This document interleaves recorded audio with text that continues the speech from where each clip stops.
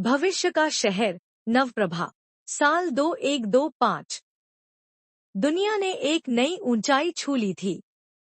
भारत का सबसे आधुनिक शहर नवप्रभा तकनीक और प्रकृति के अद्भुत संतुलन का प्रतीक था। गगनचुंबी इमारतें हवा में तैरती थी, सौर ऊर्जा से चलने वाले वाहन हवा में उड़ते थे और कृत्रिम बुद्धिमत्ता (AI) से संचालित रोबोट हर नागरिक की सेवा में तत्पर रहते थे। शहर की अनूठी विशेषताएं। नवप्रभा में कोई प्रदूषण नहीं था। पूरा शहर सौर और पवन ऊर्जा से संचालित था। सड़कों पर कोई ट्रैफिक नहीं था क्योंकि हर कोई मैग्नेटिक फ्लाइंग कारों या हाइपरलूप ट्रेनों से यात्रा करता था। यहाँ शिक्षा पूरी तरह से वर्चुअल हो चुकी थी। बच्चों को होलोग्राम तकनीक से पढ़ाया जाता था और शिक्षक AI रोबोट थे। कहानी की शुरुआत।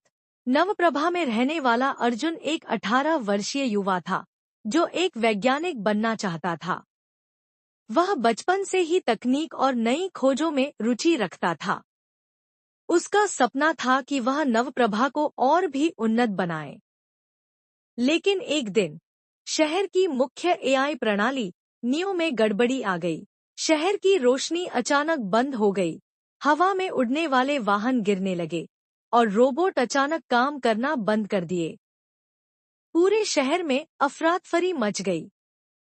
अर्जुन समझ गया कि यह कोई सामान्य तकनीकी खराबी नहीं है, जरूर कोई इस सिस्टम को हैक कर रहा था। अर्जुन का मिशन।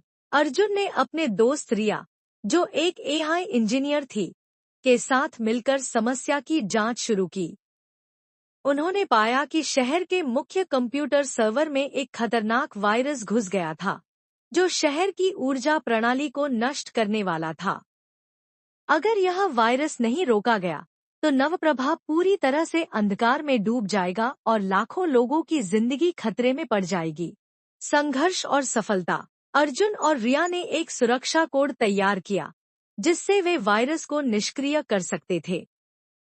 लेकिन इसे लागू करने के लिए उन्हें शहर के मुख्य AI केंद्र सेंट्रल कोर में जाना था, जो अब तक बंद हो चुका था।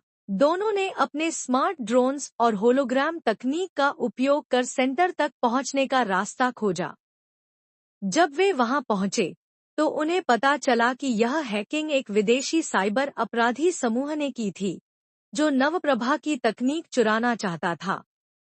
अर्जुन ने तुरंत एक एंटीवायरस प्रोग्राम एक्टिवेट किया और पूरे सिस्टम को रीसेट कर दिया। धीरे धीरे शहर में रोशनी लौट आई, वाहन फिर से चलने लगे और रोबोट फिर से कार्य करने लगे। नवप्रभा बच गया। अर्जुन और रिया को शहर के मेयर ने सम्मानित किया और उनकी इस बहादुरी के लिए उन्हें टेक्नोलॉजी इनोवेटर अवार्ड दिया गया। अंतिम संदेश। नवप्रभा एक बार फिर अपने तेज विकास की ओर बढ़ चला। अर्जुन और रिया ने सिद्ध कर दिया कि विज्ञान और तकनीक का सही उपयोग समाज को बचा सकता है। यह कहानी भविष्य की थी, लेकिन इसका संदेश वर्तमान के लिए भी था। सही ज्ञान और मेहनत से हम किसी भी समस्या को हल कर सकते हैं।